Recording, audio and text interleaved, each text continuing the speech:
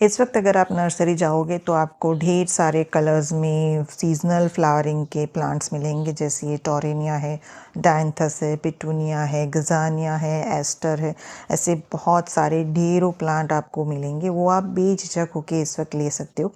लेकिन कुछ ऐसे भी प्लांट होंगे जो आप माली भैया आपको सस्ते देंगे और आपको लेने का मन होगा, लेकिन इस ऐसे प्लांट को लेने से बचना चाहिए, क्योंकि अगर आप वो प्लांट लेके आए तो घर पे आके उसमें ना ही फूल खिलेंगे और ना ही वो इतना उसका ग्रोथ होगा।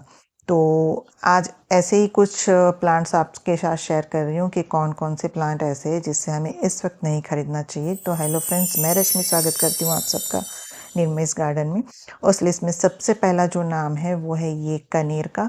कनेर में हाइब्रिड वैरायटी भी आती है और देसी वैरायटी भी आती है, लेकिन ये दोनों ही इस वक्त डॉर्मेंसी में जाएंगे। तो इसमें अगर नर्सरी में आप देखते हो कि उसमें फूल खिले हुए हैं और आप उसे ले भी लोगे, लेकिन घर आके उसमें एक भी फूल वापस से खिलेगा नहीं। देखिए, ये मेरी हाइब्रिड कनेर है, लेकिन इनके सारे पत्ते आप देख सकते हो, सारे पत्ते इसने झड़ा दिए हैं और इसमें फूल भी अब ख़त्म हो गए हैं। तो कनेर को आप लेने से बचिए, कनेर में इस वक्त फूल नहीं खिलेंगे।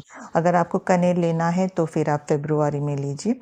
और उसके बाद ये दूसरा पौधा है जेट्रोफा। देखिए, इसमें भी फूल खिल रहे हैं, लेकिन ये भी अब डॉर्मेंसी में जाएगा, तो इसका भी जो ग्रोथ पीरियड है वो फेब्रुआरी से स्टार्ट होगा। तो जेट्रोफा को भी आप फेब्रुआरी में ही परचेज़ कीजिए। फिर अगला जो प्लांट है ये अपराजिता का पौधा है। अपराजिता में भी इस वक्त अब ये प्लांट भी डॉर्मेंट होगा, उसका भी रेस्ट पीरियड स्टार्ट होगा। देखिए, सारे इसने में पत्ते येलो होके सारे पत्ते झड़ गए हैं, तो इस वक्त इसकी ग्रोथ भी रुक जाएगी और इसमें फूल भी खिलेंगे तो भी बहुत कम खिलेंगे। तो इसे भी आप लेने से बचिए। अगर आपके पास पहले से पौधा है तो इस तरह से उसमें फलियां भी पक गई होगी, तो उसे आप स्टोर करके रख सकते हो और उसे आप फेब्रुआरी में फिर से सो कर सकते हो और नया प्लांट बना भी सकते हो।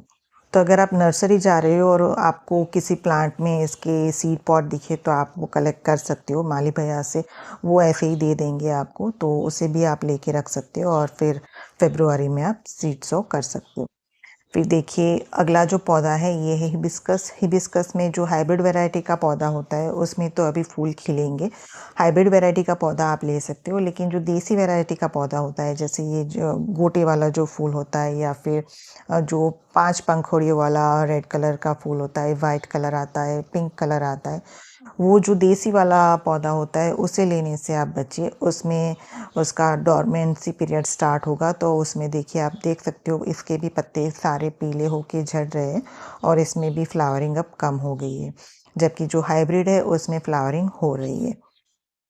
उसके बाद अगला पौधा है चंपा। चंपा की किसी भी वैरायटी को इस वक्त आप लाने से बचिए, उसमें ना ही फूल खिलेंगे और ना ही एक भी पत्ता बचेगा। देखिए, मेरे पूरा पूरा चंपा है वो पूरा उसने सारी की सारी पत्ती गिरा दिए और ये ऐसे ही बिना पत्तों के खड़ा है। देखिए कितना खराब लग रहा है। ये भी सारे अब देखिए, इसमें भी थोड़े से ही पत्ते हैं, ये भी धीरे धीरे सारे पत्ते अब झड़ जाएंगे। तो चंपा की आप कोई भी वैरायटी हो इसे लेने से आप बचिए। उसी तरह से नाग चंपा की वैरायटी भी, नाग चंपा को भी इस वक्त आप ना लें, उसे भी आप फेब्रुआरी में ही परचेज़ करें, तभी से इसमें फूल खिलने शुरू होंगे। उसके बाद अगला जो पौधा है वो है ये चांदनी का पौधा। सिंगल पेटल चांदनी हो या फिर ये मेरा डबल पेटल चांदनी है। देखिए, इसके जो फूल है वो भी खिल नहीं पा रहे और थोड़ी कलियां हैं वो भी मुरझा गई है। तो वो चांदनी का पौधा भी इस वक्त आप लेने से बचें। अगर आपको लेना है तो इसे फेब्रुआरी में ही ले, तभी इसमें फ्लावरिंग स्टार्ट होगी। ये अभी डॉर्मेंट हो जाएगा तो आराम करेगा। उसी के साथ में ये है मधुकामिनी का पौधा। ये भी, इसकी भी ग्रोथ अभी बहुत धीमी हो जाएगी। इसमें भी अभी फूल नहीं खिलेंगे, इसमें भी फेब्रुआरी के बाद ही फूल खिलने स्टार्ट होंगे। देखिए, बारिश के बाद इसमें फूल खिले थे, तब इसमें बीज बनने लगे हैं, तो मैं ट्राई करूँगी बीज को कलेक्ट करने की। तो मधुकामिनी को भी आप इस वक्त लेने से बचें, मधुकामिनी को भी आप फेब्रुआरी में ही परचेज़ करें। उसके बाद ये है टिकोमा का प्लांट। ये भी अभी डॉर्मेंट होगा, तो इसमें भी अभी फूल नहीं खिलेंगे। इसके भी ये देखिए, आप सारे पत्ते पीले होके झड़ रहे हैं, तो ये भी फेब्रुआरी तक डॉर्मेंट रहेगा। तो टिकोमा को भी आप इस वक्त लेने से बचें।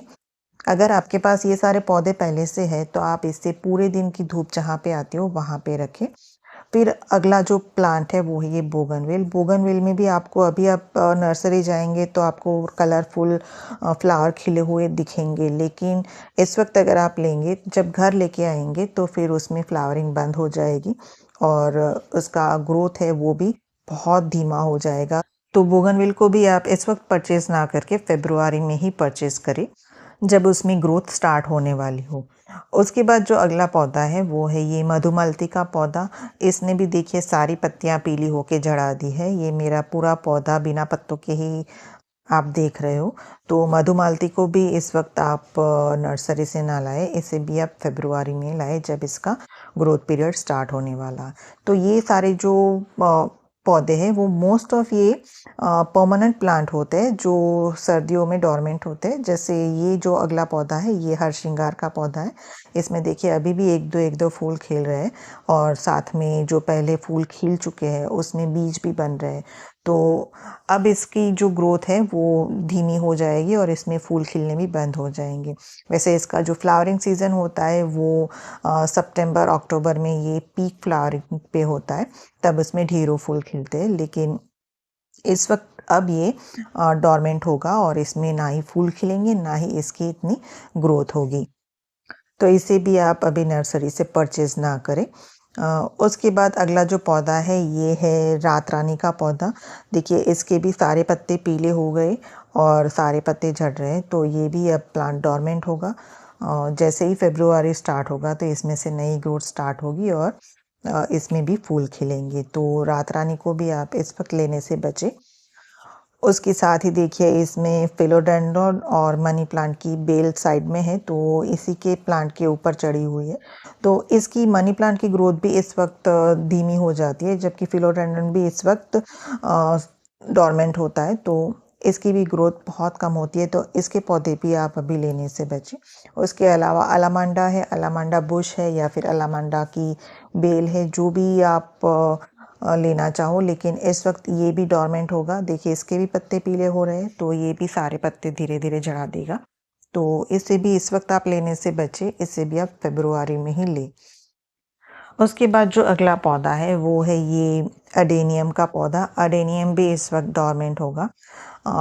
ये पूरे दिन की धूप वाला पौधा है, तो अगर आप आपके एरिया में अगर नर्सरी में ये इस वक्त आपको सस्ता मिलता है तो आप इस वक्त ले सकते हो। लेकिन अगर आपको अडेनियम उगाना आता हो तब भी लेना, नहीं तो ये सर्दियों में ये पौधा ख़राब हो जाता है। और क्योंकि ये बहुत महंगा पौधा आता है तो इसे भी आप इस वक्त लेने से बचें।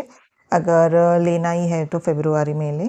और अगर आपको एडेनियम किस तरह से ग्रो किया जाता है ये आता है तो आप इसे इस वक्त ले सकते हो अगर सस्ते में मिलता है तो।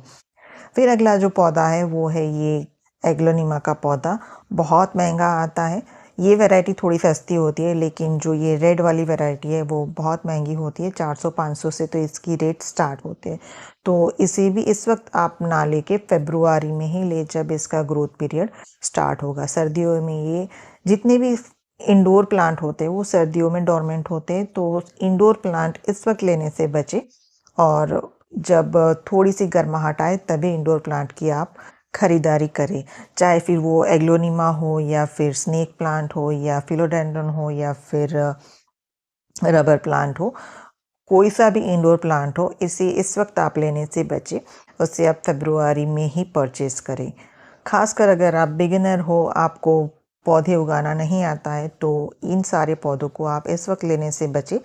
और जो भी सीजनल प्लांट इस वक्त आ रहे हैं उसी को परचेज़ कीजिए, ताकि आपको बाद में पछताना ना पड़े कि हम तो बहुत सारे अच्छे पौधे लाए थे लेकिन उसमें ना ही फूल खिल रहे हैं ना ही उसमें ग्रोथ हो रही है।